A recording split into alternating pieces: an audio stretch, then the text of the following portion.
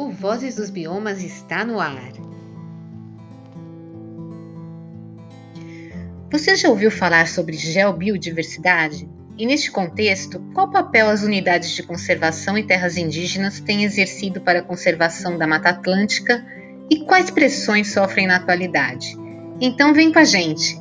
Para tratar desses temas, nosso convidado nesta 138ª entrevista do programa Vozes dos Biomas é o geógrafo pela Universidade de São Paulo, Rodrigo Martins dos Santos, que é mestre em desenvolvimento sustentável, territórios tradicionais e indígenas pela Universidade de Brasília. Em sua trajetória profissional, atuou como chefe da área de proteção ambiental Bororé Colônia, em São Paulo, como professor universitário de gestão ambiental e é diretor da divisão de patrimônio ambiental na Secretaria de Verde e Meio Ambiente da Prefeitura de São Paulo. Rodrigo, obrigada pela participação no programa Vozes dos Biomas, né? E vamos começar o nosso bate-papo para você explicar para a gente o que é geobiodiversidade e dar alguns exemplos no contexto da Mata Atlântica. Geobiodiversidade é um conceito que trata a diversidade geológica, geográfica e da vida. Por exemplo, ele vai além da biodiversidade. A biodiversidade, que seria a diversidade de espécies, animais e vegetais. Isso seria a biodiversidade.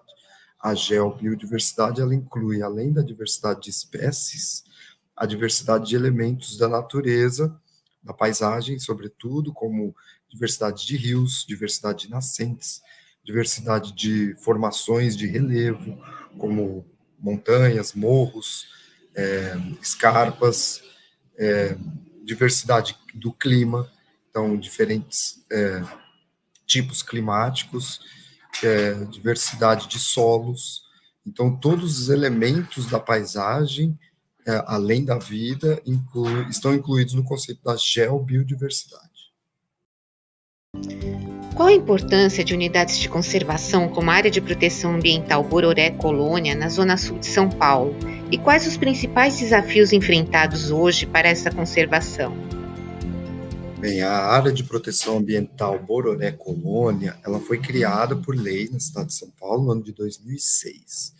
E ela foi criada, sobretudo, por abrigar paisagens relevantes, né? Ou seja, geobiodiversidade relevante para a cidade, porque está numa área de mananciais, que é uma área de produção de água, também é uma área rural importante da cidade, e também é uma península que o acesso principal é por balsa, né? Então ela tem aí uma relevância cultural importante também para a cidade de São Paulo. Por isso que foi declarada uma APA, né, por meio de lei. Tem outros aspectos que são relevantes, ela serve também de zona, digamos, uma zona tampão ou de amortecimento com outra área de proteção ambiental mais antiga, que é a Capivarimônios. Então, é uma forma também de evitar um crescimento urbano desordenado na direção da área de maior sensibilidade ambiental da cidade, que é esse extremo sul, onde temos o Parque Estadual da Serra do Mar, as terras indígenas e a APA Capivarimônios. Então, a Bororé Colônia, ela foi criada nesse sentido. Né? Os principais desafios que ela enfrenta é porque ela está exatamente na franja do crescimento urbano.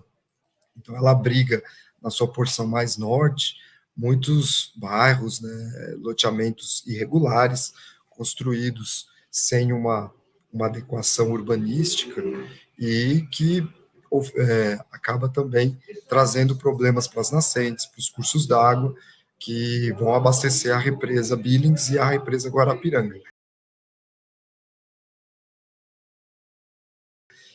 E o maior desafio é trabalhar essa questão do desenvolvimento urbano da cidade com o desenvolvimento socioambiental. Esse é o grande desafio da Bororé Colônia. Então, além disso, ela tem um rodoanel que cruza ela, corta ela em dois. Então, tem o desafio aí de poder trabalhar um planejamento que seja adequado ao desenvolvimento da rede de transportes da cidade, sem trazer grandes prejuízos à biodiversidade, né, à fauna, sobretudo, e ao crescimento que essas vias favorecem ao crescimento urbano, né? Então, esses são os principais desafios que eu vejo, assim, da APA Bororé Colônia. E o plano de manejo, né, da APA, ele é recente, né, pelo que eu pesquisei, e a gente sabe que tem comunidades tradicionais também nessa região. Eu gostaria que você falasse um pouquinho sobre esse aspecto. O plano de manejo ele foi concluído no ano passado, se não me engano, no começo do ano passado, de 2021, né, que ele foi publicado, foi aprovado pelo Conselho Gestor da APA e pelo Conselho Municipal de Desenvolvimento Sustentável e Meio Ambiente aqui da Secretaria do Verde. E aí as comunidades tradicionais que temos na APA Bororé Colônia é sobretudo uma colônia de pescadores artesanais que vivem ao longo da represa Billings, que é uma colônia antiga, tem antes da criação da represa, porque o rio ali, o rio Jurubatuba, já era utilizado para pesca. Depois que a represa surgiu, essa colônia se consolidou como uma comunidade diferenciada na cidade, e temos legislações federais que protegem esse tipo de comunidade, né, que é uma comunidade de povos tradicionais, de comunidades tradicionais, tem legislação federal que protege esse tipo de modo de vida, e eles têm cadeira no Conselho Gestor, garantidas por lei.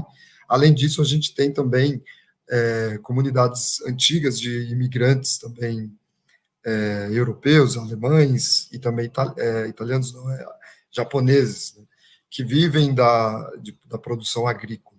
E, apesar de não serem considerados comunidades tradicionais, eles também têm um aspecto importante como uma sociedade diferenciada por ter um modo de vida rural dentro da cidade de São Paulo. E tendo em vista assim essa característica tão diferenciada, né, dessa região de São Paulo, e que ela está também com outras unidades de conservação, né? Tem os parques naturais municipais, Bororé, Varginha, parques urbanos Xangri-Lá, né, nascentes do Ribeirão Colônia, que fazem parte de todo esse mosaico, né, de unidades de conservação. O que a gente pode dizer assim? Como é possível a sociedade contribuir para conservar essa área, já que está bem numa área urbana, apesar de ter essa península, né, que você citou, mas enfim, né, você está numa área urbana. A sociedade como um todo, ela pode contribuir participando dos conselhos gestores dessas unidades, né, tanto a APA Bororé Colônia, como os parques urbanos, o Xangri-Lá e o Nascentes do Ribeirão Colônia, e os parques naturais, Bororé, Varginha, Itaim e o Jaceguava, que é pertinho também da APA, todos, né, com o conselho gestor, alguns em implantação, outros já mais antigos.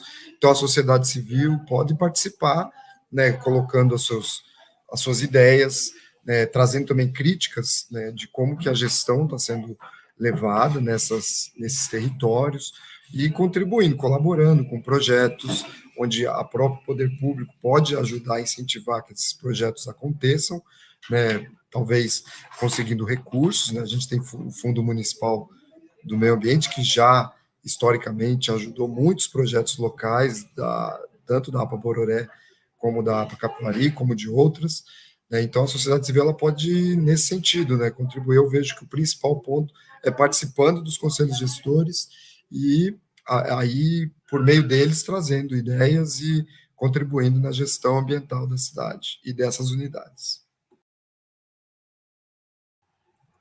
Bom, agora a gente vai para uma outra questão. Em 2020, você foi organizador do Plano Municipal de Conservação e Recuperação de Áreas Prestadoras de Serviços Ambientais da Secretaria Municipal do Verde e do Meio Ambiente de São Paulo. Aí eu gostaria que você pudesse citar quais pontos são de destaque nessa publicação, né? E qual o valor dela na prática, né? Porque o plano a gente sabe que vem no bojo legal, mas para implementar nunca é fácil, né? Fazer as implementações. Pois bem, Sucena, bem colocado. Esse plano, né, o Plano Municipal de Conservação e Recuperação das Áreas Prestadoras de Serviços Ambientais, foi aprovado aqui pelo Conselho de Desenvolvimento Sustentável e Meio Ambiente, o CADES, o Conselho Municipal, e os pontos principais que ele traz ele já estava previsto no plano diretor da cidade, e temos uma lei federal também de pagamentos por serviços ambientais. Então, esse plano ele vem nesse diálogo que o cenário das mudanças climáticas globais trouxe alguns mecanismos pensados em diversos países, e o Brasil é signatário, né, da Carta de Paris, do Protocolo de Quioto, onde coloca, por exemplo, o pagamento por serviços ambientais e outras formas de mitigação que um ente privado pode, algum benefício que ele pode receber por contribuir na, na, na manutenção dos serviços ambientais, serviços ecossistêmicos do planeta. Então, a cidade de São Paulo foi nesse sentido que organizou esse plano, e ela traz o principal mecanismo que ele apresenta é o pagamento por serviços ambientais, que é o chamado PSA, né, é regulamentado por lei federal também, e além disso, ele traz outros instrumentos econômicos financeiros que podem ajudar os proprietários, sobretudo de terras rurais, de propriedades rurais, a se beneficiarem para garantir que as suas propriedades se mantenham com uma qualidade ambiental, com seus serviços ambientais e ecossistêmicos, né, continuando que eles existam. Então, outros mecanismos é o IPTU verde, que também é pensado no PMSA, ele apresenta que é uma forma de, seria um desconto no IPTU para uma propriedade urbana ou rural, que traz o que prove ou um serviço ambiental, um serviço ecossistêmico para a cidade. Então, esse tipo de propriedade, ela ainda não, ele está só apresentado no plano, necessita-se de organizar como isso vai dar, né, por meio de propostas de decreto, de minuta de lei, para que isso de fato aconteça. Mas o PSA, que é o pagamento do serviço ambiental, é o primeiro instrumento que está sendo colocado como um laboratório aqui na cidade. O Estado de São Paulo já tem um programa de pagamento por serviço ambiental, que é o Conexão Mata Atlântica. Outros estados, como Espírito Santo, também já tem o programa estadual, e municipais, a gente tem em São Paulo, no estado de São Paulo, a cidade de Campinas, e também temos o primeiro município do Brasil, que é Extrema, em Minas Gerais, que já pagam proprietários rurais, ou seja, o município paga o proprietário para que ele mantenha o serviço ambiental, o serviço ecossistêmico dentro da sua propriedade, né, de fato melhorado, ou com alguns, existe um critério também, né, um termo que esses proprietários, para poderem receber, eles assinam para que esses serviços melhorem cada vez mais e se sustentem, né, sejam sustentáveis. São Paulo já teve uma parceria também no início do século, né, nos anos 2004, 2005, teve uma parceria com a Fundação Boticário, né, que era o projeto Oasis, onde a Fundação Boticário é que pagava o serviço ambiental de algumas propriedades da cidade. A Secretaria do Verde ajudou na seleção dessas propriedades, mas era uma entidade privada lá do Paraná, né, a Fundação Boticário, que fazia o pagamento de serviço ambiental. Agora é a própria prefeitura que pretende. A gente tem um grupo de trabalho em andamento, e pode ser que até o final desse ano, o plano é esse, que até o final desse ano a gente tem um edital, o primeiro edital de pagamento de serviço ambiental da cidade de São Paulo, publicado, para que pelo menos 35 propriedades rurais possam receber. O FEMA, que é o Fundo Municipal de Meio Ambiente, tem reservado 4 milhões de reais para fazer esses pagamentos, né? Então, para isso, esse edital saindo, é possível que esse recurso seja direcionado a essas primeiras propriedades, e no futuro, outras. Só para concluir, né, dentro desse tema, o primeiro edital está sendo desenhado para propriedades que tenham interesse ou que já praticam agricultura ecológica e conversão de uma agricultura tradicional para uma ecológica, visando a certificação orgânica.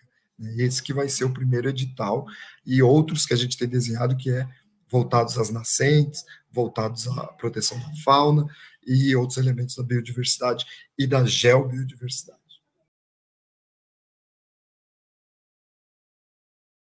E você também está dentro da organização dos 23 indicadores da biodiversidade paulistana. Afinal, quais são esses indicadores? Né? Você pode citar alguns exemplos para a gente e como é que isso é funcional, né? A gente tendo esses indicadores, como é que se trabalha com eles, né?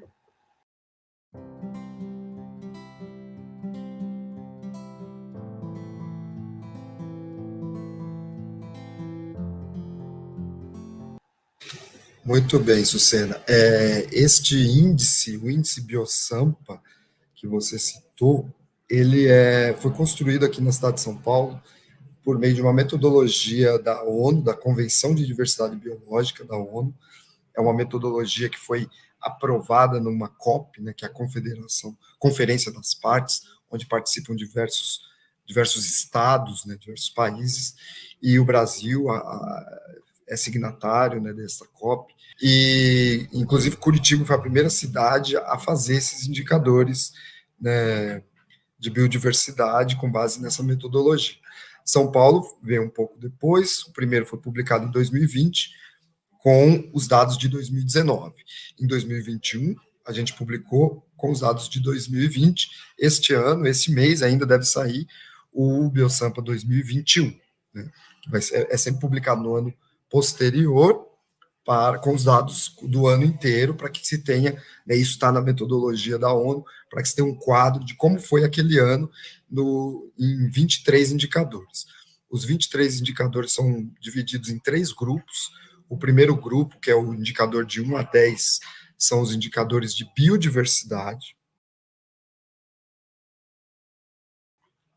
Então, tem lá proporção de áreas naturais na cidade, quantidade de registros de alguns grupos de fauna, por exemplo, de aves, de mamíferos, de borboletas, quantidade de registros de espécies da flora, aí a gente tem as plantas vasculares e as briófitas, quantidade de registro de espécies invasoras, tanto de fauna como de flora, e a proporção de área natural disponível à recreação, ao lazer, aberta à visitação na cidade, esse é outro indicador, e também a conectividade dos maciços florestais da cidade, né, que é dentro do conceito da ecologia da paisagem.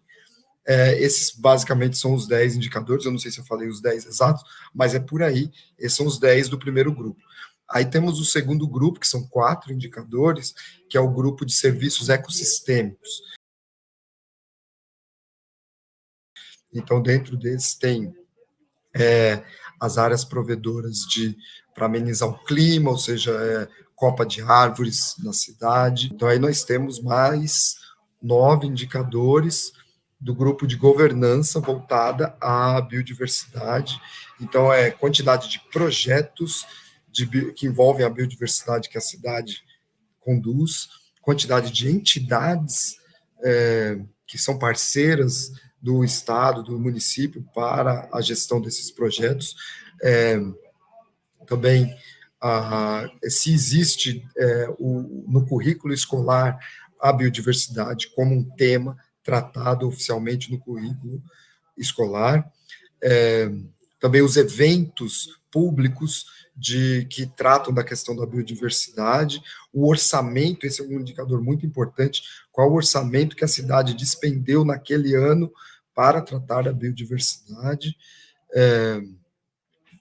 e também as parcerias entre organizações governamentais, não só tem um indicador que é das parcerias com organizações não governamentais e outro, parcerias internas do governo, por exemplo, Secretaria do Verde com a Secretaria da Habitação, Secretaria do Verde com Polícia Ambiental, outras entidades de governo, projetos firmados, convênios para a gestão da biodiversidade. Então, esse basicamente tem outros, né, como eu digo, lá na publicação, e o que isso trouxe, a primeira versão do BioSampa, ele era a cidade como um todo, a gente analisou a cidade. E aí a gente viu o potencial desse indicador de tratar a cidade de São Paulo, ela é dividida em administrações regionais. E São Paulo é a maior cidade da América do Sul, a maior cidade do hemisfério sul. Então, cada administração regional, que aqui a gente chama de subprefeitura, cada subprefeitura é um município praticamente, tem subprefeitura com mais de 1 milhão de habitantes. Isso é maior do que muitos municípios do Brasil inteiro.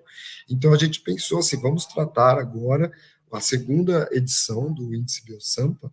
Ele fez então uma análise de todos os mesmos indicadores voltados em cada subprefeitura. Então a gente não, porque o Índice BioSampa ele foi feito, a metodologia da ONU, para se comparar São Paulo com outros municípios do planeta.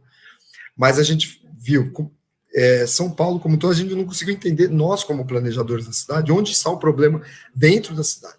Ele é bom assim para a ONU ver como São Paulo está para o mundo. Só que a gente aproveitou essa metodologia para ver como as subprefeituras estão entre si, né? Quais regiões da cidade que temos mais projetos, mais proteção, quais que estão faltando, quais que estão... Isso ajudou muito nós aqui eu sou da coordenação de planejamento aqui na Secretaria do Verde, também para direcionar novos planos, novos projetos da cidade, onde tem muito, onde não tem, né? Então o Índice BioSampa ajudou diversas equipes, a equipe de educação ambiental, a equipe de gestão de parques e gestão de unidade de conservação, a equipe de fiscalização, de licenciamento, dá para ver onde estão os buracos na cidade. Então é uma metodologia que foi muito bem recebida e São Paulo é sempre colocado como um exemplo na ONU, quando tem essas reuniões internacionais, de que está dando certo, é uma metodologia que dá para ser aplicada e utilizada no dia a dia da gestão pública.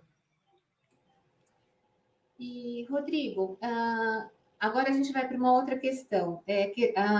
As áreas, terras indígenas, né, dentro do município de São Paulo, qual a contribuição? Eles funcionam como áreas protegidas. Tem um decreto federal, né, que é o PNAP, o Plano Nacional de Áreas Protegidas, que prevê as terras indígenas como uma área protegida. No Brasil, o conceito área protegida é chamado também de unidade de conservação. Por isso que tem nós, brasileiros e brasileiras, a gente diferenciou isso aqui dentro. Né? Quando a gente fala unidade de conservação para outro país, para eles é área protegida. Para nós, a gente tem área protegida, que é uma coisa maior, que envolve terras indígenas, terras quilombolas, terras de comunidades tradicionais e as unidades de conservação, que são aquelas, né, os parques, as estações ecológicas, reservas biológicas, as florestas nacionais, estaduais e municipais, as áreas de proteção ambiental, como as APAs, e, às vezes, refúgios de vida silvestre, isso seriam as unidades de conservação. Então, as terras indígenas, como uma área protegida, já tem diversos estudos, sobretudo tem um instituto muito importante no Brasil, o Instituto Socioambiental, que ele mostra dados, publica anualmente, publicou essa semana um relatório mostrando o quão efetivo para a conservação da natureza está sendo as terras indígenas, né? Então, diversas áreas no Brasil, a biodiversidade é muito mais protegida onde é terra indígena do que onde não é terra indígena. Inclusive, algumas unidades de conservação têm mais problemas para a conservação do que as terras indígenas. Então, a terra indígena é um aliado à conservação e da geobiodiversidade. Aqui em São Paulo, eles são parceiros na gestão socioambiental, eles fazem parte do conselho gestor da APA Capivara e Monos, e eles, por lei, eles têm uma cadeira, então aqui, eles também já receberam, projetos deles foram financiados pelo Estado, aqui pelo município, projetos ligados ao turismo, à agricultura, à recomposição florestal, à organização política. Então, as terras indígenas, os povos indígenas de São Paulo, sobretudo o povo Guarani, que é o maior povo indígena aqui, eles são vistos por nós, aqui, agentes públicos da área ambiental, como aliados. Nós somos aliados deles e eles são nossos aliados para a conservação da geobiodiversidade. Agora, Rodrigo, a gente vê que na prática, assim, há uma grande dificuldade, porque essas terras têm parelheiros, né? Tem Jaraguá, enfim, tem algumas localidades do município, né? E que transborda para outros municípios também. E às vezes sobreposição com unidades de conservação em algumas situações. E ao mesmo tempo, às vezes existe a questão dos direitos indígenas serem respeitados, né? E a gente sabe que o enfrentamento é difícil. O que você diria nesse sentido, assim? O que é necessário avançar?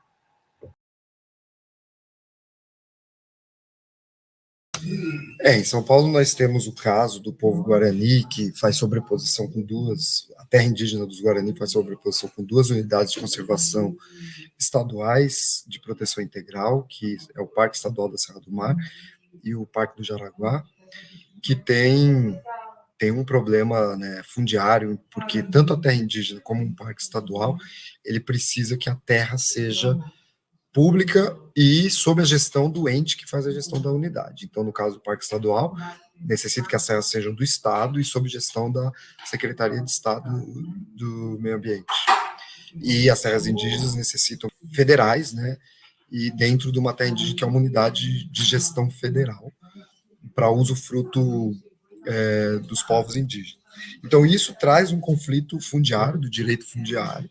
Né? O Estado, por exemplo, no caso do Jaraguá, reivindica algumas terras que foram declaradas terras indígenas para os povos indígenas Guarani. Na Serra do Mar não tem esse problema no parque, pelo menos nas terras aqui de São Paulo, eu não sei, porque o parque é muito grande, ele vai até a divisa com o Rio de Janeiro e próximo aqui do Paraná, então pode ser que algumas outras terras Guarani tenham um problema. Mas aqui em São Paulo, neste parque, o povo Guarani enfrenta, não com o Serra do Mar, mas com o Jaraguá. E tem também aquela questão nacional, né, do marco temporal, que é colocado, alguns defendem, sobretudo proprietários rurais de grandes terras rurais, que não aceitam a declaração de povos de terra indígena em áreas onde os indígenas não estavam após a Constituição ser promulgada. Que é esse que é o debate do marco temporal. É utilizar o ano de 88 como marco para os indígenas terem estado naquela terra. Mas tem um problema que muitos povos indígenas foram expulsos das suas terras antes de 88 pelos próprios proprietários para que eles pudessem utilizar essas terras. Então esse é o conflito que tem entre povos indígenas e grandes produtores rurais, né? Os povos indígenas, para eles usam como o direito indígena começou, pelo menos no século XVII, com os alvarás régios, dando o direito indígena, direito ao uso de sua terra. Então, eles usam esses argumentos da Constituição, já traz desde 34 também o direito indígena, desde a Constituição de 34. Então, não é novo, não é em 88 que começou a se falar de terra indígena. Então, esse é o argumento utilizado pelos povos indígenas e pelos indigenistas para que o marco temporal seja não exista marco temporal, e sim se houve terra indígena, esse povo, todavia, existe, e ele tem direito à sua terra demarcada. Né? Então, só para concluir, a demarcação, que é muito falado, demarcação já, a demarcação é simples, é uma garantia dos limites desta terra declarada, né? Dessa terra utilizada pelos povos indígenas, então com marcos, com placas, e a solução fundiária, para que essas terras sejam registradas como terra indígena. Então, é isso que é o termo que trata da demarcação. Então, eu acho que esse é o grande desafio na questão indígena, não só aqui em São Paulo, mas no Brasil como um todo. A gente está chegando agora aos momentos finais e eu gostaria que você pudesse falar um pouquinho sobre ecoturismo e turismo de base comunitária. O que pode contribuir e como nós, né, enquanto sociedade, né, podemos também aprender com todos esses aspectos, né, do turismo ecológico.